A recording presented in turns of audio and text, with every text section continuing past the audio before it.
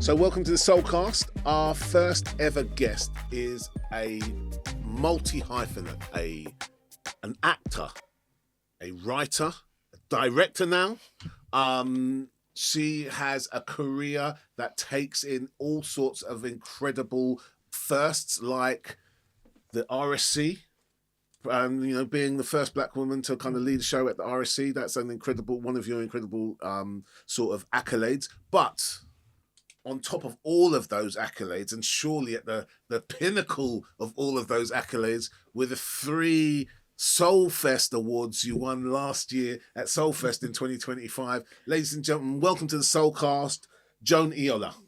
Thank you, Iyare. Thanks for having me. Thank you for coming along. You know, this is the first one of these we've ever done. And one, it's great to have you in particular, because obviously all of our recent history of the festival, but also it's very kind of you to to come along to this thing that doesn't quite exist yet and kind of believe in it and trust in it. And so we're very, very grateful. It's an absolute pleasure and honor. Like SoulFest, and we'll get into it. It means so much to me. Well, I sort of think about like the journey that my career has gone on, and they are anchor points. Yeah. The SoulFest, finding my community, presenting the work, growing with the work. Yeah. So it's also a thanks to you that I am here. Oh, you're too kind. So it would be really interesting, because one of the things I've wondered about you is because you are a child of Nigerian parents, right? 100%. All right. So we get 3 choices as children about what we're going to do with our lives. Those lads, can name them with me now. Doctor, lawyer, engineer. All right, okay. Now, I was preparing for this, I was reading. So I read that you pursued law and you got all the way to Cambridge on a law degree before giving it up for acting. All right. And yet here you are, still alive. Right. So how does one break that? Because the thing is, I had the conversation with my Nigerian parents. I wasn't going to be a doctor, a lawyer, an engineer, but I had it before I got the fancy university place, got them to go. And essentially what I got at the end was, okay, go off and do your pop music studies degree, and you can do a proper degree when you get back. Right? Proper degree, right? Now, how did you break to your parents that, in fact, you weren't going to become a lawyer? You're already at Cambridge at this point, and now you're going to be an actor. How did that go? Small. You feed them the information, small. Okay. No, I remember, and I always tell a story that, like, I think I was about 15, and there was a family friend who was having like dinner with us or whatever, and then she sort of pulled me to one side and she said, "I'm just going to be real with you. You're just going to need to be self-sufficient." And I said, self-sufficient for what? I didn't even know. I didn't even have the words that I wanted to be an actor. And she went, "I can see what's coming. Yeah. I see what's going ahead. Wow. These are the parents that you have who," and she was being real, because she was saying, they're here as immigrants. Yeah. They have suffered for you to be where you are at. So they need to not feel that you're throwing it away. And obviously you're not doing that, but they won't understand the remit that you're going in. So that, and it's one of those pieces of advice where when you hear it, you kind of just like take it on and you throw it away. But I've always come back to it because it obviously like stuck with me. Like every decision that I was making, I was always kind of making sure that I was going to be okay. Sure. Because I couldn't present my parents with nonsense to them. I could not do that. Yeah. And so then, the reverse psychology of the Nigerians of like putting me into every extracurricular activity that I could do sort of came back on them. Okay. So I was involved. It was their fault. They opened the world of the theatre up to you, and now you just went down that road. Sometimes you say to them, "It was your idea." Yeah. You paved this way for me. No, and so I was always acting and I was always doing that sort of stuff. But they loved it. It was great. Nigerians, we are storytellers. Sure. So they sort of saw the confidence that it gave, and I think navigating a Britain as well. Like making sure that your children feel like they have a voice, and that they can speak, and that they can hold a room, they can articulate, but they can be playful too. It's very, very like, I always think about, even in work that I do, like tragedy and comedy in the Nigerian sphere sit side by side. It's on such a fine line. And it was something that I could see that they relished in seeing, but wanted it to be confined in a useful way. Yeah. And my family were that, you know, they are academics at heart, and so they really pushed us. My brother is a doctor. Okay. I was supposed to be a lawyer. My sister, the economist, which is also like an engineer or an economist, that sort of works in that sort of way. So she's like management consultant now. And then I had the opportunity to go to Cambridge and to interview for Cambridge, and they were very excited. I bet they were. Very excited. I bet there are songs being sung in villages about Joan going to Cambridge. I'll bet. And you know, and I can see that. I can see that pride. You know, and suddenly you're there, and fundamentally, there are things about Cambridge that are great. There's some things as a Black person that are absolutely atrocious. Yeah. And I believe it has gone better since I left, but you are with the minds. So you're there when you are a dreamer, and you like to be challenged, and there are around the world and all that intellect exists in one room. The books that you're studying, the lectures have written it. Your supervisors, my supervisor used to tell me, you know, he used to perform with Ian McKellen and Sir Derek Jacobi back in the day. And so you're sort of going, not only are you talking to me about like my law, but you're also talking to me about the thing that I'm really interested in. You're full of these stories. So I found it to be a really nourishing time. I acted a lot in that sphere. I did great work with brilliant directors that we see now today. And we hosted a garden party in my house, and we were graduating. So all of our friends invited our parents over to meet each other, and we hosted this garden party. And I'd done so many plays at Cambridge that all of my friends' parents had seen, and they turned to my dad and they said, "How do you feel?" Wow. "She's going to become an actor." And he just looked down at his glass and he went, "I know, I know." Wow. And then I sort of came out of university. I kept saving some money. I did some legal work. I applied to drama school. I didn't get in the first year. Always worth saying. I applied to like RADA and Bristol and Lambda and Guildhall, and got really close to RADA and Bristol and didn't get a place. So that was the first sense of like, if you're going to do this, we're going to really have to think about how that works. Set up a theatre company when I got to the UK with some friends, and just started hustling really and trying to make it make sense. And then when I got a place to Bristol that next year, I decided I was going to have to work as hard as I could and work while I was at drama school. So work, what, like just to earn money or work on your craft? Both, in equal measure. Okay. Because, and my parents were sort of, you know, somewhat reluctantly helping me where they could and supporting me along the way. And my dad always used to say, "How is the pretending going?" Oh, when wow. he would call me at drama school, "How is the pretending going?" I'd be like, "It's acting, it's acting." Yeah. And he'd go, "How is the dancing going?" "It's acting." Yeah. And so, you know, and my dad, even when I was in the early stages of my career, even when I was doing some of those early professional jobs, he would still send me the Times Law supplement every Tuesday in the hope that you would get over this sort of this phase nonsense. And get on and get on and get your proper degree in the law. And when they saw me at the RSC, they saw me in some shows in London, but I think when they saw me at the RSC, they sort of realised what I was doing and where I was at. And the Nigerian parents, they make you work for it. But it was at my wedding where they spoke together and they talked about how proud they were. So you got them there in the end? I think so. Okay, but it took the RSC. Yeah, because they can say, initially they thought it was the RAC when I did it. But like... I said it's the RSC, so they can say Royal Shakespeare Company to everyone back home. It's a thing, you know. Yeah, exactly. It's pride. It means something. It means your child is going somewhere that they can articulate and understand. Well, it's good you didn't get panto in Bognor Regis or something. Imagine. Do you know what I mean? Can you imagine? It'd have been really hard if that had been your first gig. Terrible. A totally respectable gig, though. Absolutely respectable, but doesn't do quite well for the Nigerian parents. No, it wouldn't have kind of gotten you what you needed out of your parents. So how does the whole the journey, so you're out, you're acting, your parents are on side, you've done the RAC or the RSC, let's correct it for you, that right? What sort of happens next? How does that kind of go? So you are doing, as many people are, multiple jobs to pay the bills. Sure. You're doing lots of fringe theatre. What were your sort of fringe, your jobs? What did you have to do? The jobs that I did. What were your struggle jobs? Yeah. Struggle jobs, tutoring. Tutoring, what, like? Like GCSE, A levels. Oh wow, okay. Tutoring at that level. Sales job. Yeah, I did a sales job. Sales job. Sales job. Like, were you good at sales? I'm a I was horrific at sales. The sales jobs that I did, I mean, I was all right at sales. Yeah.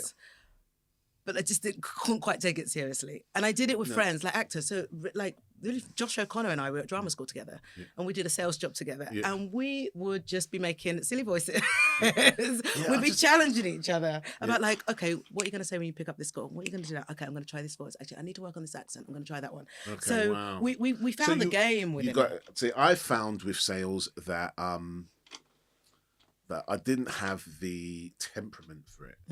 So I always felt like, okay, if you don't need this thing, and I'm kind of like, I just couldn't, and I'd talk to people, you don't need, you know what I mean? I'd kind of be nice to people and be like, you don't want it. You don't actually really need this, but it's been nice to talk to you.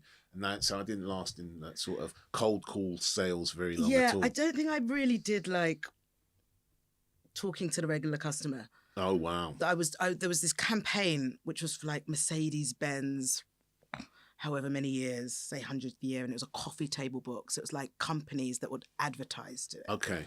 So that felt a bit easier. B2B, okay. B2B. Okay. Yeah, so that felt a bit easier, and actually you sort of felt like you could wind them up and kind of go, I mean, you need to take an opportunity. This is an opportunity of your lifetime. Exactly, like, Mercedes. Like, it's like, have you got a Mercedes? Exactly. And they say, yes. When did you get your first Mercedes? What does it mean to you? How do you feel going into a Mercedes? Yeah, so absolutely. It was a fun role play, but they never lasted because I was always trying to get out as quickly as I arrived, even if I had to come back to it.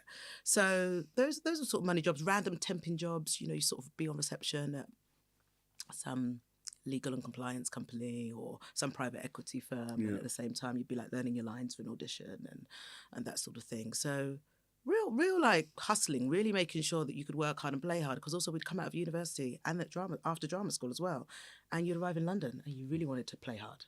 Okay. You really wanted to enjoy.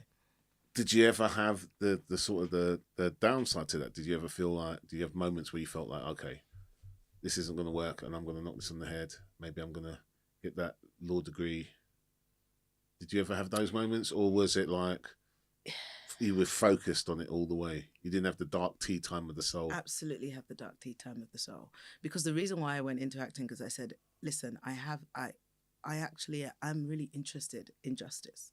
Like, it's a thing of mine. Like, at the moment I'm writing a legal drama, so like it's at the core of how I want to offer value to this society in some sort of way. But I just said to myself, I'd be forever saying what if I didn't do the acting. So in the back of my brain, I sort of knew that if it didn't work, there was this other pathway that I could go down. Sure. Except this gave me so much more happiness. Sure. And I was chasing a dream. Yeah. So those dark nights of the soul absolutely come. And of course, other friends aren't doing those careers. They're immediately going into like investment banks or actual law firms, and they're making serious money. And the odds are stacked against you. So, and you quite quickly understand who you are and what you look like and how that is perceived in the industry. So there are moments that the dark night of the soul comes there. But I would always, it's the Nigerian maybe. Yeah. Maybe it is, There is a, well, no, I wouldn't call it unreasonable, but like, but it's like there is an incredible confidence. There's pride, there's confidence. They are people with the most pride of any group. I mean, you meet like Nigerians who literally think they can do anything. Yeah. Yeah. Yeah, Niger, they don't carry last. Like, we'll wear it on our chest. Do you know what I mean? Yeah. Like we really, really do. And I think there's something of, also, when you have seen what your parents have done, and the moment you were cognizant of that and really understood, you understand, you roll up your sleeves. Yeah. If this is what you really want, and again, that family friend, roll up your sleeves. Make it work. So you're jobbing, you're acting, you're hustling. So when does the whole idea of starting your own production company come along? Well, in that time, before the production company, I set up an arts organisation called the Monobox. Yes, I was reading about the Monobox. And so that happened. We ran that from 2013 and it closed in 2023. So it was 10 years this organisation was in operation. And I ran it at that time with Polly Bennett. Polly Bennett is a movement coach, movement director. She sort of does all of the big biopics, Rami Malek as Freddie Mercury and all that sort of thing. And at that time, we had met at the National Youth Theatre. So that existed before university, before drama school. The National Youth Theatre was again where I could suddenly see that there were people who felt this passion that I did. Sure. And I have a lot to owe to the National Youth Theatre. So we'd met there, become best pals. I came out of drama school, and I think she went to St. John's. So we came out and we're like, what is wrong with this industry? and we would sit there and we would come up with ideas, and we'd kind of go, well, actually, I think that needs to change. And I think this needs to change. And I think that needs to change. And we would sit there and kind of go, in any other industry, you would always get, it's a very clear pathway of how you get from one stage to the next. Sure. Anyone that we were speaking to, I was like, I just met this wonderful actor who I really love and adore. And they've talked to me like acting is a mystery. What am I supposed to do with that? I don't come from an acting background. I don't know what you're saying. Yeah. You're giving me just lofty explanation, and I just want to learn the craft and get better. And it was always kind of framed to us well, it's either for you or it's not for you. And I was going, let's debunk, let's demystify. Yeah. So the monobox came out because we felt that there wasn't enough resource. Yeah. So we came up with the idea that we would write to all of the actors, directors, writers that we adored, and we would say to them, if you could donate a play to a talented young actor, what would it be and why? Yeah. And I'd be coming back from my third temping job of the day, and we paid for their postage, and we would get these plays sent back to us from the great and the good, and they would write on the inside cover the reason for their choice and a message for the reader, this is the play that launched my career, or this is the best monologue I've seen. So suddenly we were building this collection that didn't exist, and we're like, okay, now we need to get it to the people.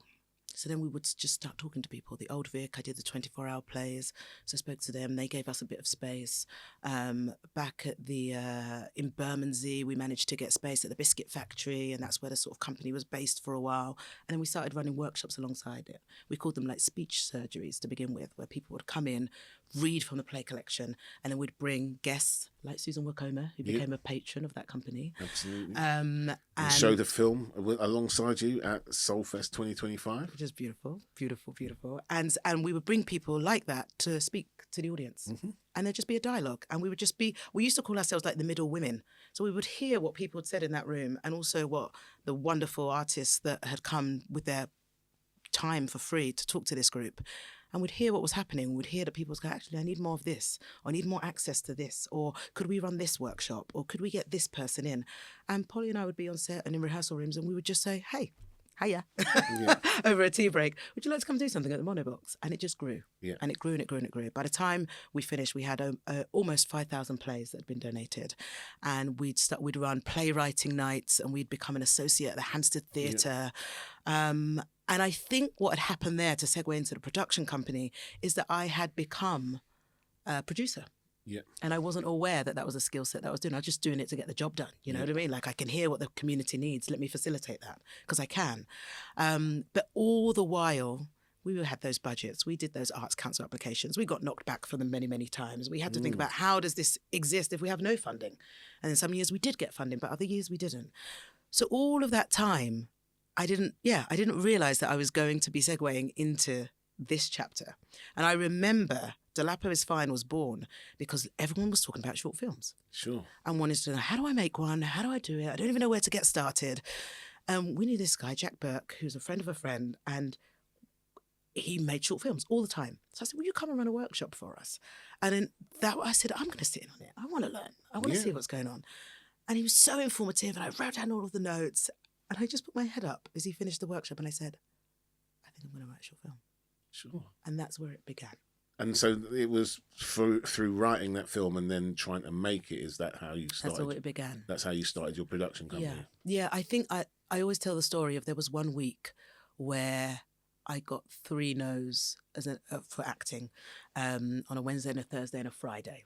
And two were for screen, 1 was for stage. And they had all said that it was between me and somebody else. Yeah. And that they'd all used the word fragile. I wasn't fragile enough for them.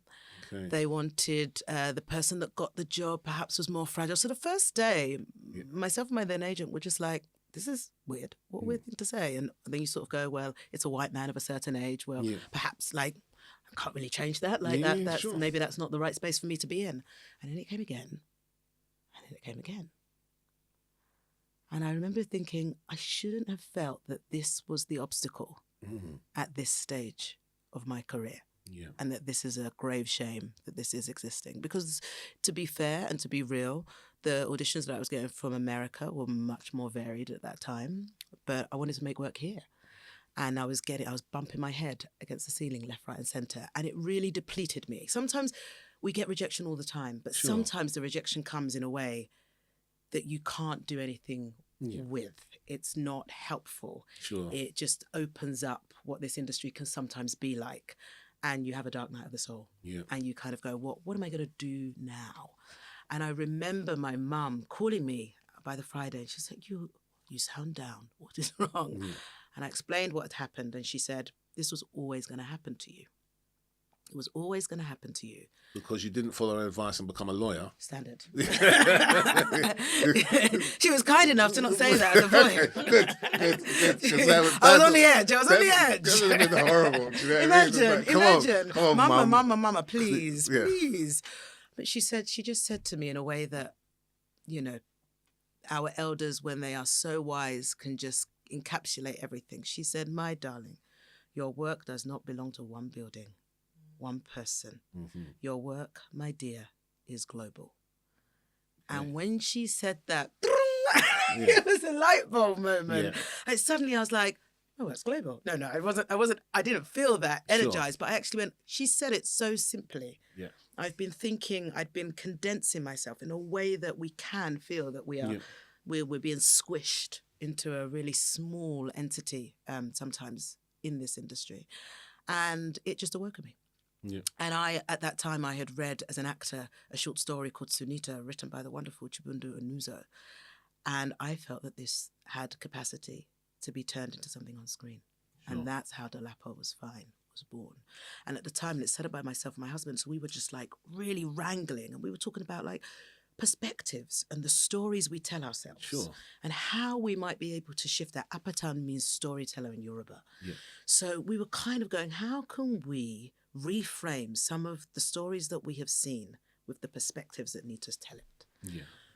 And so it was born. We said, let's figure it out. Let's start with Delapo Is Fine. So what's your process as a producer? So you've written the script. So did you do it about getting the script done out of the way first and then pulling together a project, or is it what's your whole process? Sometimes it's a question. Sure. I start with a question. I just have it on my wall. I just keep returning to it and kind of going, that question is still pertinent. Yes, that question is still burning in me. Sometimes it's a word or an image. Sometimes it's, and because of lots of my work is focusing on the young Black women. Yeah. It's kind of imagining that young Black woman and giving her a voice. If she could speak now, what would she say?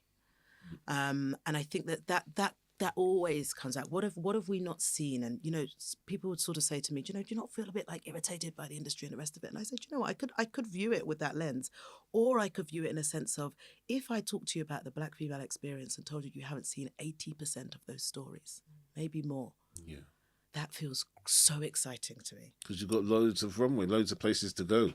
We haven't even begun. Exactly. Imagine if you was like, okay, all I want to do is make Westerns. Yeah. You know what I mean? You'd be stuck, innit? Yeah. It'd be really, really hard to find something original to do. Yeah. So then I've got genre to play with. Absolutely. I've got placement to play with, location. Where are these people? And I think the thing that I really learned with Delapo Is Fine was the work is global, because suddenly we made this very British film about a young Black girl going through a British boarding school, and the first place to pick it up was America. Sure. And then it was countries within Africa, and then the UK. And in a way, Mango's had a similar journey to the same vein. So you sort of think like there's something about a Black experience when we can be so specific with it, the universality comes.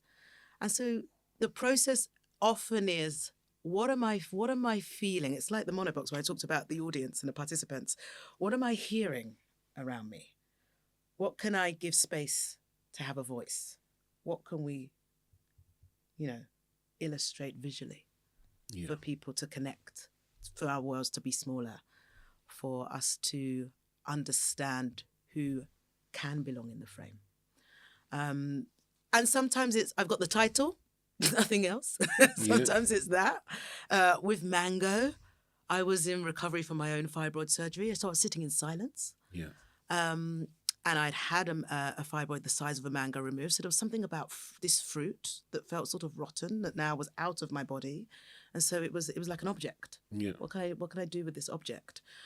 So I think it varies, but oftentimes it's saying like, why am I, what do I have to say?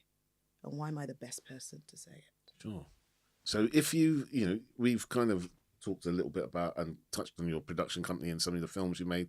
Obviously, where we start to come together on that is, you make these films and you start to put them out into the world. And one of the places we're very grateful that you submitted the film was SoulFest. So 2020, you do the Delapo Is Fine.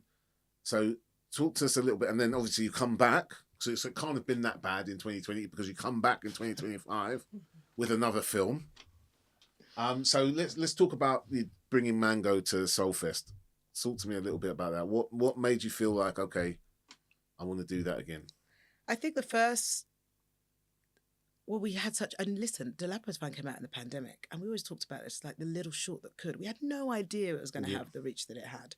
And it was directed by the wonderful Iyare Igiehon, who I know you knew really well. And I think Iyare actually introduced me, because this is our first time going through the film festival campaign or anything. Yeah. And I think Iyare introduced me to SoulFest, and she said, these guys are great or whatever. And I was blown away. I was like, there is this film festival in the UK for Black filmmakers. Sure. Telling our stories and celebrating them, not in like a small way, in as big a way as possible. And bringing us together. I mean, it was the pandemic, so we didn't meet until Mango in 2025. Yeah, no, absolutely. But the joy of coming and seeing it in its full glory was like, we're at the BFI, the biggest screen at the BFI. Sure. The audience is packed. You look around and there are so many people that sort of emanate what you understand. Your community is there at a way that often feels, those venues can feel exclusive and elitist. Yeah. And actually you pull it all down and you say, we want to celebrate the breadth of filmmaking that we have in this country. And we're going to do it as standard. Yeah. We're not going to be shy about it. It's like Chimamanda says, never admire quietly. Yeah. Like we are going to stand here and we're going to celebrate loudly for everybody. So on the journey of SoulFest from Delapo, I was like, this is a really special festival. And people always ask me, how do you select the festivals? Because these festivals cost money, and you've got to think about, and often the thing that people don't think about is how much it's going to cost. And that's always a piece of advice. I go, think about having a little bit of money after the film has been made. Like, don't use up all of your resource there, because you have to be very selective. And I remember when we applied with Delapo Is Fine, and I'll come back to your point. We applied with Delapo Is Fine and we had Venice Film Festival or ABFF, American Black Film Festival, which of course are wonderful partners with SoulFest, that we could partner with. And I was like, I can only afford one of these. I can afford one of them. And so I went through it. And again, ask yourself the question, why are you doing the work? Who are you doing it for? Where do you want it to be seen? How do you want this to shift the culture in some sort of way?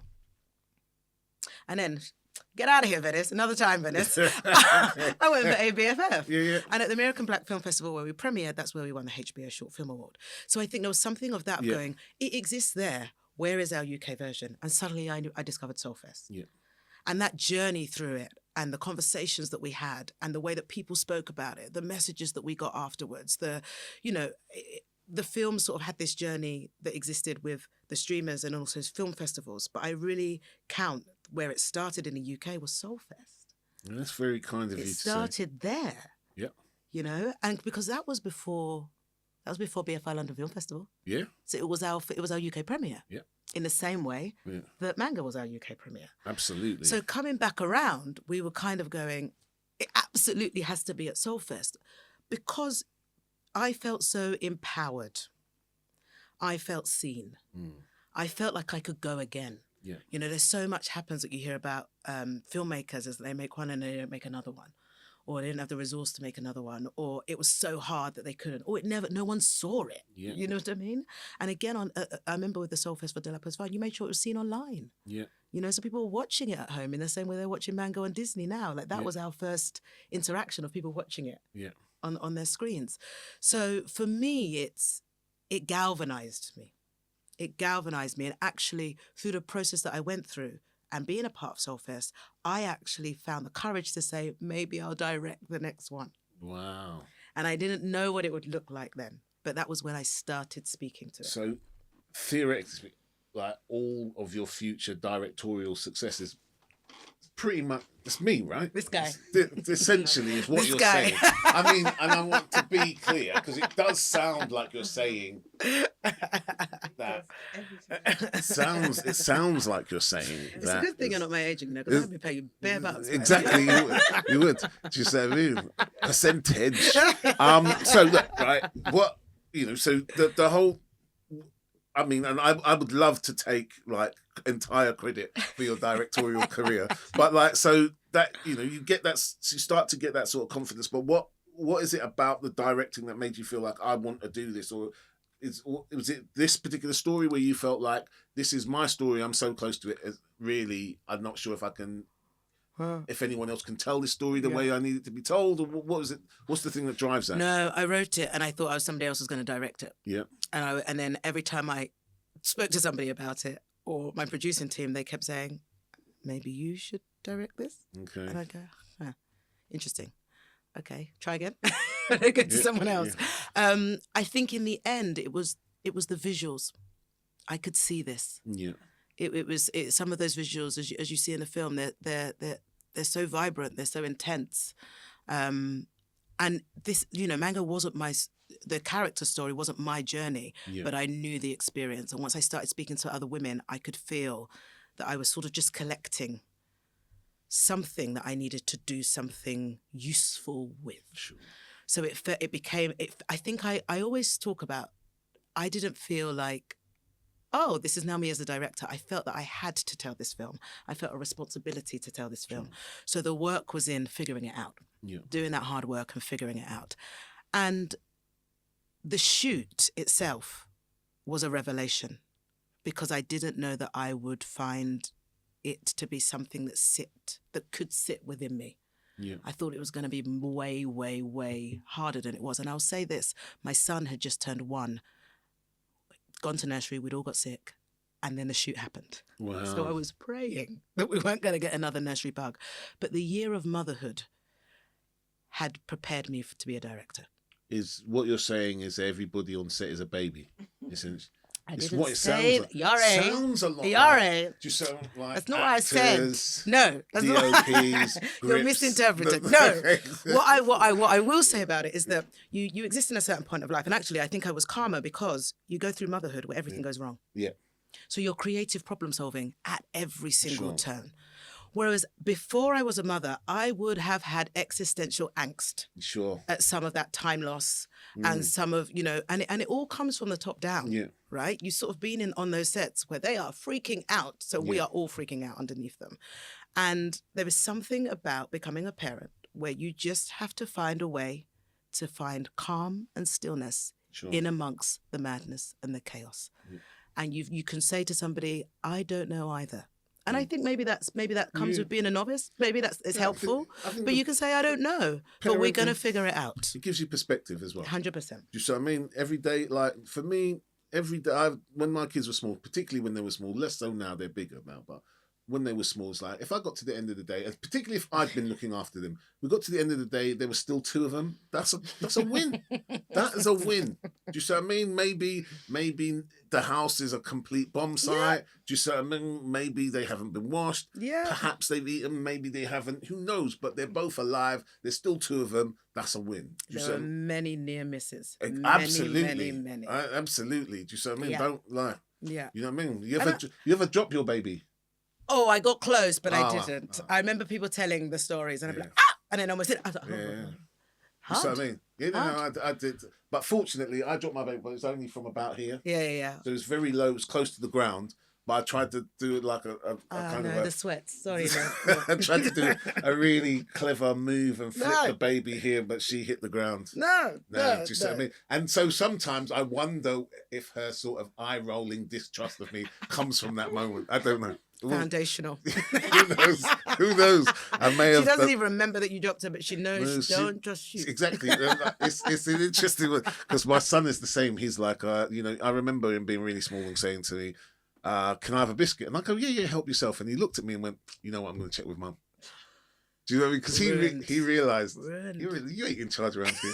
You don't have the authority to access the biscuit. You know, this parenting, it humbles you, yo. It humbles you. Yeah, because they tell you the truth. Yeah, absolutely.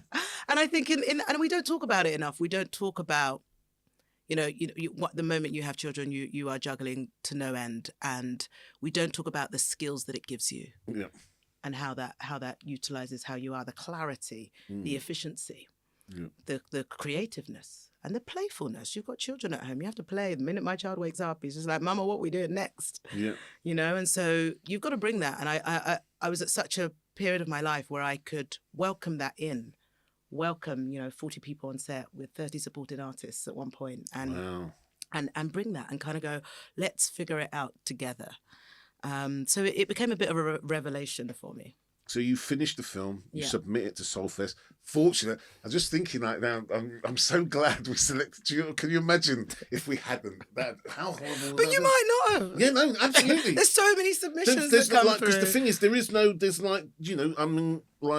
there's no guarantee that because you've gotten one film in the past that you get one in the future. There's no guarantee that it might be a great film, but we didn't get it. Yeah, and also that sense of like whose table it lands on, because I imagine you like put it into your teams, and it might be somebody's taste, it might not be somebody else's taste. Yeah. So there's so much that comes into it, but to get the call. Fortunately for this moment right now, we actually selected the film. It got into the festival. Now it does really well at the festival. Actually, it plays really, really well. People really enjoy it, but it also picks up some awards. So if I remember correctly, 3 awards you got. Do you remember what they were? It was for our cinematographer Yinka Edward, Best Craft. Yeah. For our lead actress Olivia Nakintu, Best Actor. And then Best Film. Best Overall Film, which is incredible. It's amazing because it's like we don't often. I mean, we'll get films occasionally that'll get multiple awards. I don't know if we've ever had one that got 3 awards in one festival before. So I think you've you've set a precedent in that regard. So do the awards mean anything for you? Or do they change anything? Does it make any difference? I mean, you're still you still plow on. But what I would say is, again, it's about being seen and it's about being empowered. And there was something about having a team that created the festival. Taya and Anthony, yourself, Akuya, as the award givers. Yeah. To Black filmmakers. That was unlike anything I've ever experienced in my life. Like that matters. And why, I remember Ava DuVernay was talking about, the Oscars, and someone asked her, do they matter? Well, on a business level, they matter because of the metrics and the optics available to us, like they do. Mm-hmm. But what you are saying to a Black filmmaker is that your stories and the way that you tell your stories have a place. Sure. In a way that the industry does not tell you and does not spotlight you and will often favour somebody else ahead of you. And so we're coming up and we're standing at the BFI, which for a cinema lover like myself is just like the child inside me is like, what is going on?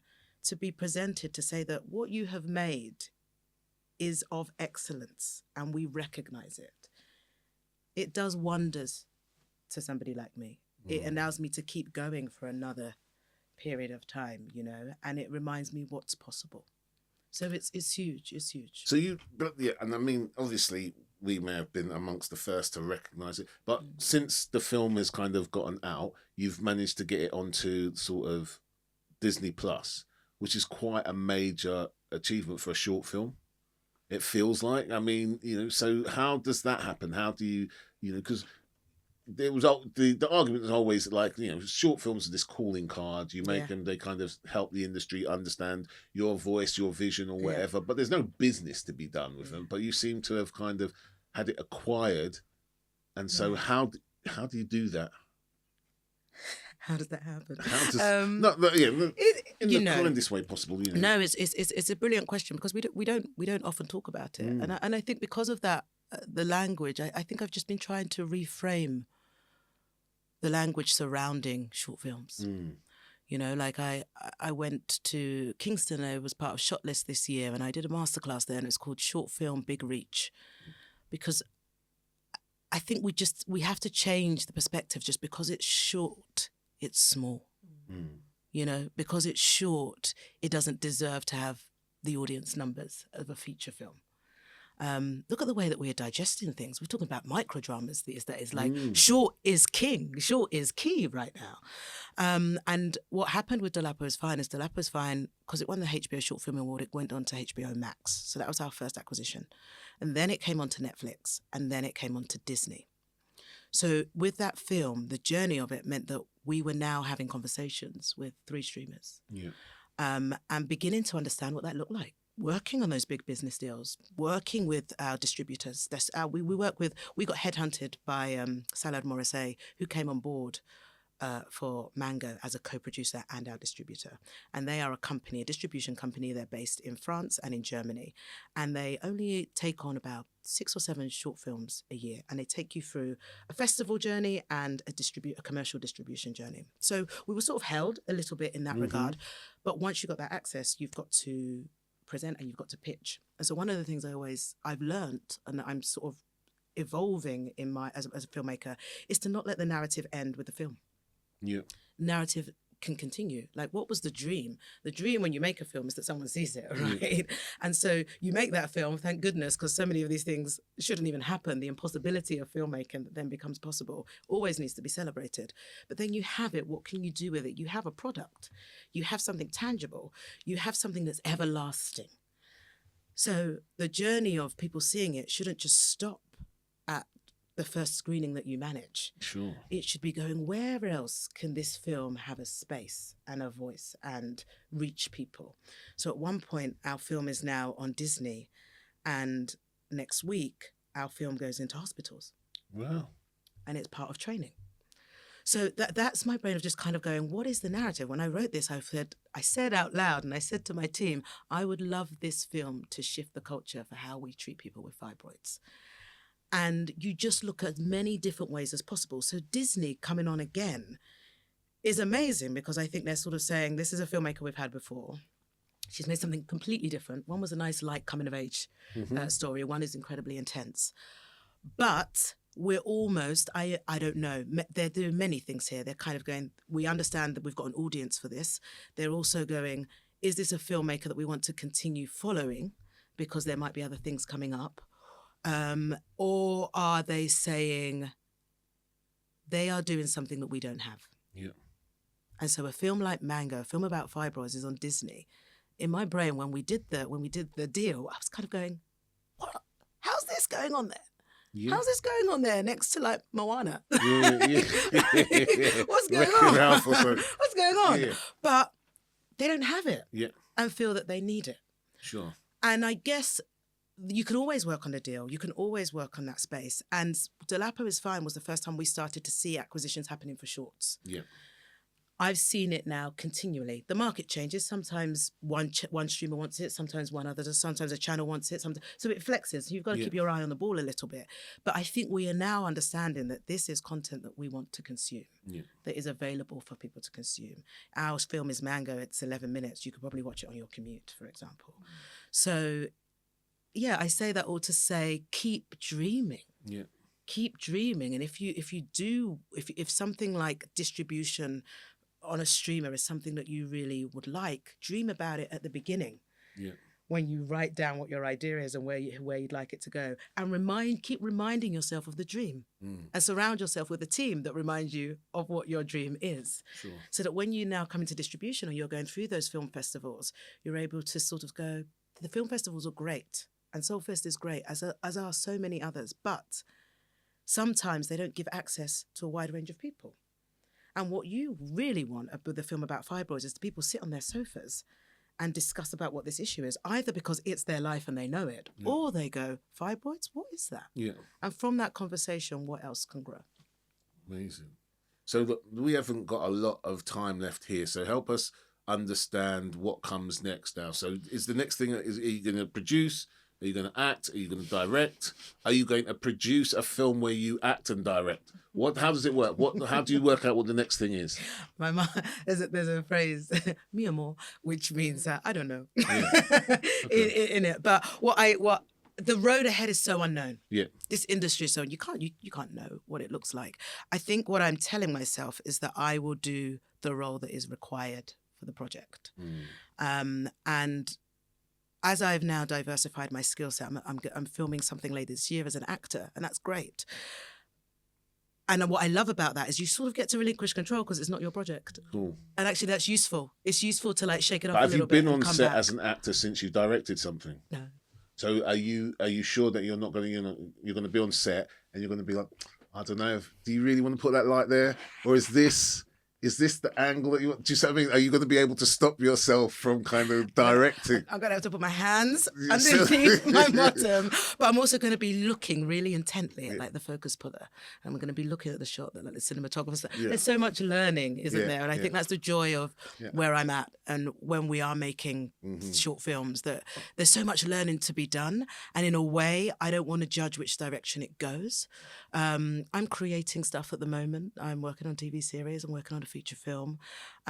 We're thinking about our company and how we grow it, and how we can, from the monobox, I think I've always had to balance. There's something about who I am that has to balance the real egotistical side of the industry, which you just have to do with giving back and bringing others up with me. So that's part of the growth of the company, is like, how can we start producing others' work as well? Wow. Thank you so much for being part of our first ever Soulcast interview. Joan Iyiola, it's been wonderful to get a chance to speak to you. Thank you so much for having me, Iyare. It's a pleasure.